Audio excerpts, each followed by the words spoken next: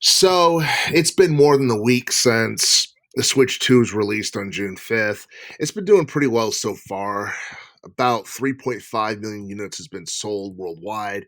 And the reason I say that is because obviously, it would have sold more if retailers had more Switch 2s in stock, but it seems like people are desperate to get their hands on the Switch 2, so much so where it was reported the other day on various websites, including USA Today, that nearly 3,000 Switch 2 consoles was stolen in a heist. So it was basically taken from a truck. And I don't know whether or not like the electronics retailer got them back or not, but yeah, this apparently took place in Tokyo, and it's like, wow, that's because I would expect that like in America more so than I would, Tokyo due to like the tariffs and all that stuff. And but but yeah, I mean, the Switch 2 is something that's in demand. I wouldn't be surprised if scalpers, bought Switch 2s and tried to resell them for double the price or what have you. And I think as far as the Switch 2 is concerned, the first party games are doing pretty well, mainly Mario Kart World. That's like the biggest game that is out on the Switch 2 that everybody's talking about, everybody's buying. People have nothing but good things to say about it. In fact, I believe the Mario Kart World game got like a meta score of like 90 and it got like a user score of 8.2 or somewhere around that ballpark. So I guess like, users and people feel like it's slightly overrated, but still a great game nonetheless. Now, as far as third party games are concerned, it doesn't seem like third party games are doing too well on the Switch 2, with the exception being Cyberpunk 2077. There has been various reports on like third party games not doing so well and not selling a lot on the Switch 2. For whatever reason, Cyberpunk 2077 is an exception. And it doesn't surprise me because that game was heavily hyped before it was released back in 2020. And even though it was a buggy, glitchy mess when it came out, all the patches that CD Projekt had done with it has really improved.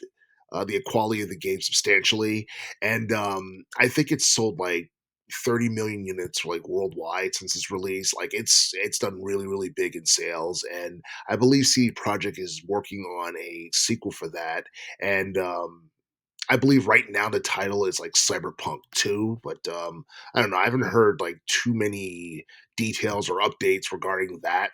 Um, but yeah, like other third party games that are on the Switch 2 are not doing so well. Some like the new, or not the new, but the remake of the Sonic Generations game, Sonic Shadows Generations, that's not doing too well on the Switch 2, and that's something that doesn't surprise me because third party games never tend to do really well on Nintendo based consoles. Also, you got to remember that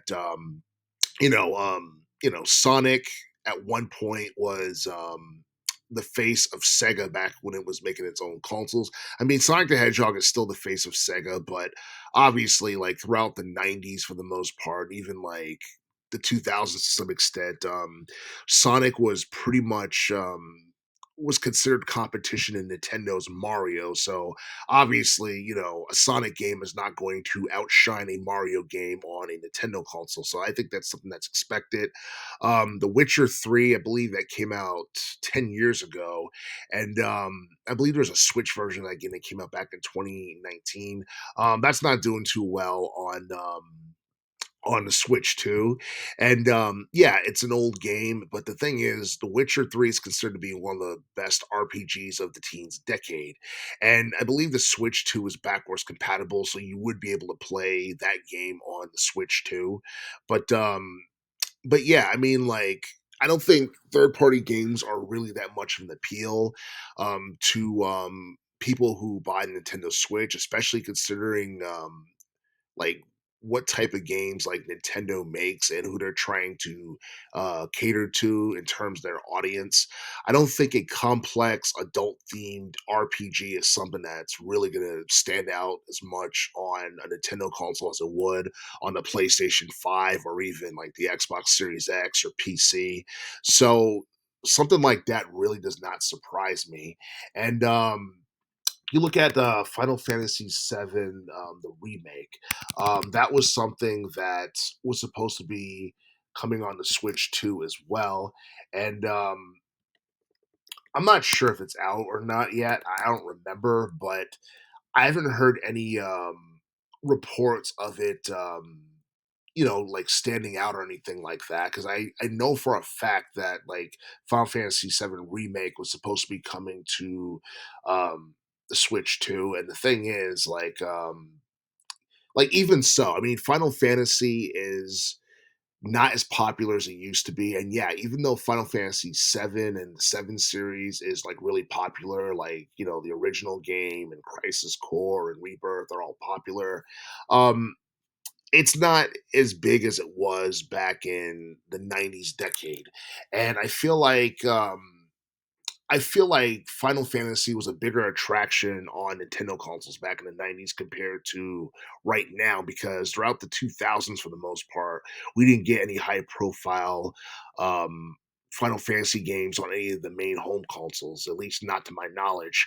And I think we have like, more third party games gonna be appearing on the Switch too. But yeah, I mean, I feel like some of these games, like the ones I just mentioned, The Witcher 3 and Sonic, Shadow Generations, like those are games you could play on other consoles, and those consoles have like better quality. Like the Sonic game, you could play it out on the PlayStation 5 and get better quality. The Witcher 3 is from the PS4, Xbox One era, and I believe the quality is about the same. So if I'm not mistaken, The Witcher 2 has like base PS4 graphics or what have you. So what would be the point if you could just order the original game that came out 10 years ago used on eBay or Amazon or what have you. So, yeah, I honestly feel like, like the internet has definitely played a role in like third party games not being too big on a Switch console, along with a lot of other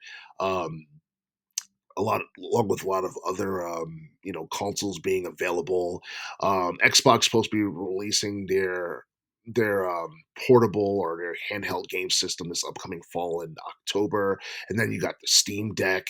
So they're trying to make it where you could stream third party games on handheld devices, and they have the same power as something you would get on a like a PC game or what have you. So yeah, I think that's something that's definitely going to hurt like third party games on the Switch too, because a lot of people would rather like play to stream games opposed to buying, individual like media or cartridges or what have you for the Switch too. So yeah, I think like the landscape of gaming is evolving. That's something that's kind of having a detrimental effect on Switch 2. Plus, you got to look at how tough the economy is right now, and the fact that Xbox is not completely out of the race in relation to the console wars. So, yeah, I mean, I honestly feel like third party games is going to suffer on the Switch too, but I don't think it's something that's going to have an overall detrimental effect on the overall sales of the Switch too, because I'm pretty sure that we're going to get, brand new